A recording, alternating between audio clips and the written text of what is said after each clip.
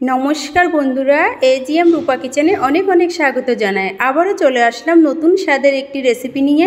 আজকের রেসিপি দারুণ লোভনীয় স্বাদে দোকানের মতো চমচম মিষ্টির রেসিপি। তো প্রথমে মিষ্টির উপকরণ নিয়ে চলে আসলাম। দেখতে পাচ্ছেন, আপনারা বাড়িতে একবার হলো ট্রাই করে দেখবেন, আশা করি ভালো লাগবে। রেসিপিটি শেষ পর্যন্ত দেখার অনুরোধ রইল। তো প্রথমে মিষ্টির জন্য ছানা কেটে নিতে হবে। এই জন্য আমি প্রথমে পাত্রে বসিয়ে দিয়ে দিলাম 1 লিটার তরল দুধ। তো এদিকে দুধ গরম হতে আমি এদিকে ভিনেগার আর জলের মিশ্রণটা করে নেব। নিয়ে নিলাম 2 চামচ ভিনেগার ও 2 চামচ পরিমাণ জল এবং ভিনেগার দিয়ে মিশ্রণটা করে রাখবো। দুধ ফুটে উঠলে এর মধ্যে দিয়ে দেব। দেখুন আমি একটু দিয়ে দিচ্ছি ঢেকে। হয়ে গেল, দুধ ফুটে উঠলো, আর একটু নেড়ে চেড়ে দেব। তো এভাবে 2-3 মিনিট ভালো করে ফুটিয়ে নেব। দেখতে পাচ্ছেন, এ পর্যায়ে গ্যাস অফ করে 2 মিনিট ঠান্ডা করে নেব দুধ। এখন তাতে দিয়ে দেব ভিনেগার ও জলের মিশ্রণ, দিয়ে ভালো করে নেড়ে চেড়ে নেব। ভিনেগার এবং জলের মিশ্রণ দিয়ে একটু অপেক্ষা করতে হবে। আস্তে আস্তে দুধ পেটে ছানায় পরিণত হবে। দেখতে পাচ্ছেন, হয়ে গেল। দেখুন কত সুন্দর দুধ পেটে ছানায় পরিণত হয়েছে। এই পর্যায়ে নামিয়ে নিতে হবে, অর্থাৎ ছানা হয়ে গিয়েছে। দেখুন আমি একটা বলের মধ্যে সাদা পরিষ্কার কাপড় নিয়েছি। এখন ছানাগুলো ছেঁকে নেব। এখানে দেখতে পাচ্ছেন, এভাবে ছেঁকে নিতে হবে ভালো করে। তো প্রথম জলগুলো ফেলে দিয়েছি। এখন 2-2বার করে পরিষ্কার জল দিয়ে ভালো করে ধুয়ে নিতে হবে, না হলে টক ভাব থাকলে মিষ্টি খেতে ভালো লাগবে না। তো ধোয়া হয়ে গেলে দেখতেই পাচ্ছেন, ভালো করে চিপে জল ঝরিয়ে নিলাম। এখানে আর একটুকু জল নেই। যদি আপনারা ছানার পরিমাণটা বেশি করেন তাহলে অবশ্যই একটা জায়গায় টাঙিয়ে রাখতে হবে, জল যাতে ভালো করে ঝরে যায়। তো প্রথমে আগে ছানাগুলো একটু মথে নিতে হবে। এখন তাতে দিয়ে দেব এলাচ গুঁড়ো, দিব 2 চামচ ময়দা, 1 চামচ কর্নফ্লাওয়ার,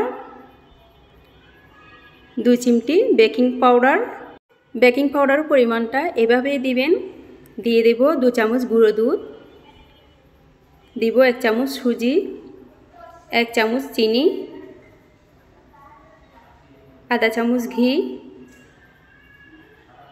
সব উপকরণ দিয়ে ভালো করে মেখে নেব।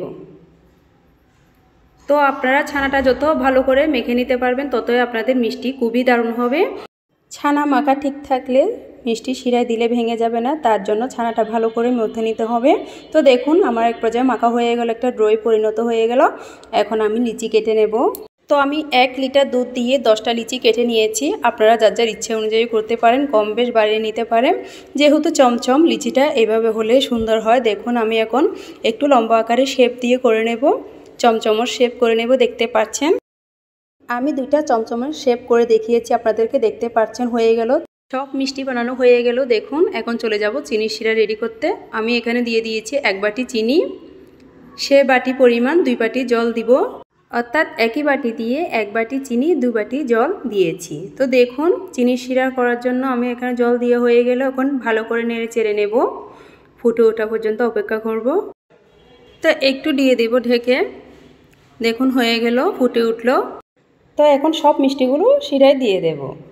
তো এখানে একটা কথা বলে রাখি, এই মিষ্টি রান্না করতে চুলার আঁচ হাইতে রাখতে হবে, লো করা যাবে না। যেহেতু মিষ্টিতে চুলার আঁচ লো করা যায় না। তো দেখুন আমার সব মিষ্টি দেওয়া হয়ে গেল চিনির শিরায়। এখন দিয়ে দেব একটু ঢেকে 2-3 মিনিটের জন্য। দেখুন হয়ে গেল, চলে আসলাম 2 মিনিট পর, একটু ফুটে উঠলো।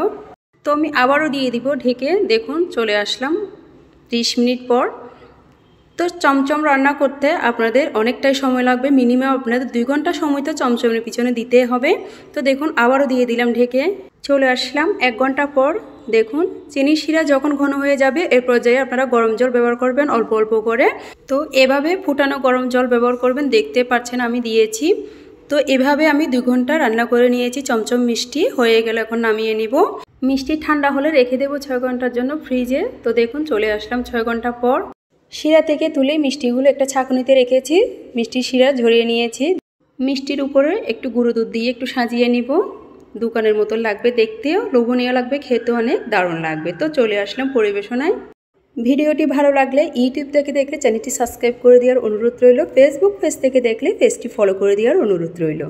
একটা মিষ্টি কেটে দেখাচ্ছি আপনাদেরকে, ভিতরটি কেমন হয়েছে দেখতে পাচ্ছেন। অনেক জুসি হয়েছে, অনেক তুলতুলে নরম হয়েছে, মুখে দিলে মিলে যাবে। তো এই পদ্ধতিতে চমচম মিষ্টি আপনারা ঘরে একবার হলেও বানিয়ে দেখবেন, খুব খুবই সুস্বাদু হয়, ভীষণ মজার। বাড়িতে বানিয়ে থাকলে কমেন্ট বক্সে বলে যাবেন খেয়ে কেমন লাগলো।